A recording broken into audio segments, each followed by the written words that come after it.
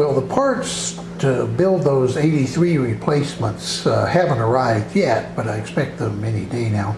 But in the meantime, I thought I would do something with the time that I think will be useful in the future.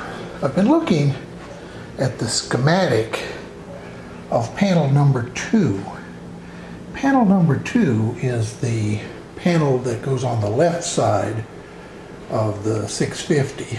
Now this is panel number 2 out of my parts set.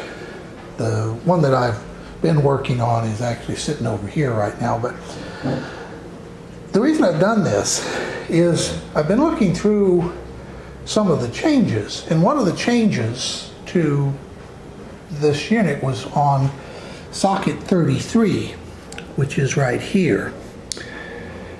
Socket 33 was put in as an afterthought because it turns out that there was a tube with a 6DE7, 8DE7, and 10DE7 that was put in the wrong socket originally.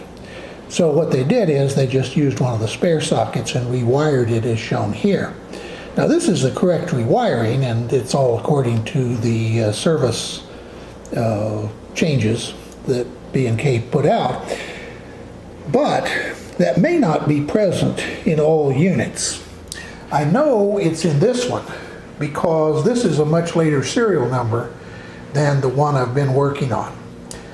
And so because socket 33 is already wired in this one, and because this is a much newer panel, I'm going to use this one instead of the panel in my other unit over there. It saved me a lot of trouble.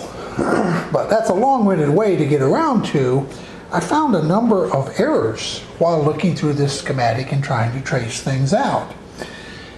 Errors like right there, you see written in a change. This wire used to connect to this vertical here, but it actually connects over here. So that's wrong, and I've owned this out, and it is correct. And I've also checked it against the tube manuals to make sure that that is correct for those tubes. There also are some other issues. For example, there's a connection missing between this point and this point. Without that connection, the tubes over here would have no filament voltage. Well, it turns out the connection is in there, it's just that it's not shown on the schematic. The third error I found is that on socket 67, it shows it being the filament connected to pin 1. Well, pin 1 is the wrong filament for that tube. It should be connected to pin 2, and so I've changed that. Now what I'm going to do is, when I finish checking this whole thing out, I'm going to scan this changed schematic in and make the changes in Corel so it'll look a lot nicer, and then print myself a nicer panel too. But I just thought I'd point out that there are errors in the schematics. It turns out that so far I haven't found any errors in the panel itself. So whatever they were working from, the people who assembled the panel did it right. The people who drew the schematic got it wrong.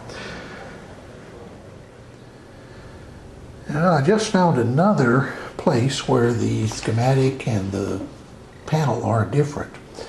And there was enough of a difference that I thought it'd be a good idea to compare.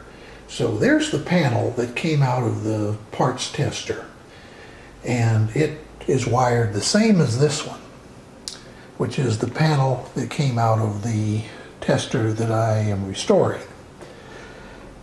And here's the problem. It turns out that you may have noticed that I told you earlier about the pin 1, pin 2 problem on socket 67. Well, it turns out there's a lot of differences. The panel is really wired the way it's indicated here. In other words, that wire where the X is really isn't there. Instead, there's a wire that goes up and over and up to pins 2, 3, 4, 5, or 2, 3, 4, 6 of socket 4, which is right there. You notice down there, the wire is broken again. That connection doesn't exist. It turns out that what they've done is this socket 67 and socket number 4 are for testing the small 1-volt tubes that were used in portable radios of the day.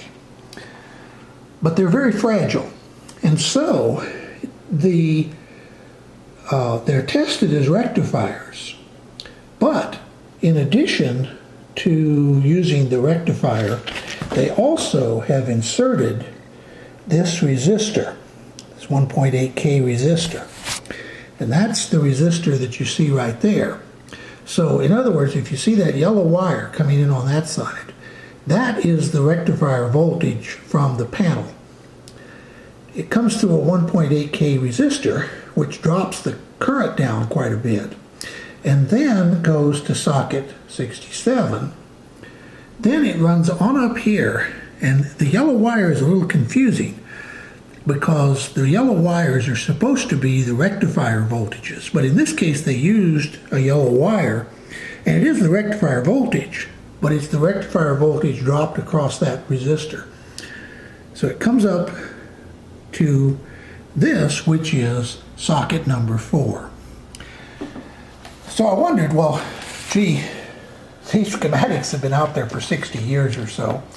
Maybe there's a newer version or a different version. So I bought a book from Tube Sound.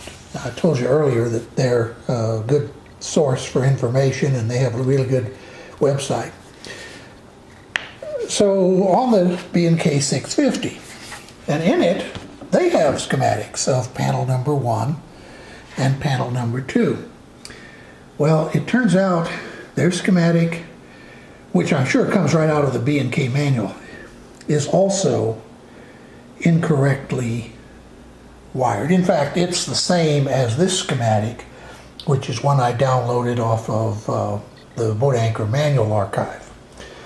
So once again, the panel is wired right, the schematic is wrong, and I'm going to keep at this and see if I find any more errors, because I don't want to put this panel in and then discover that some tubes don't test correctly.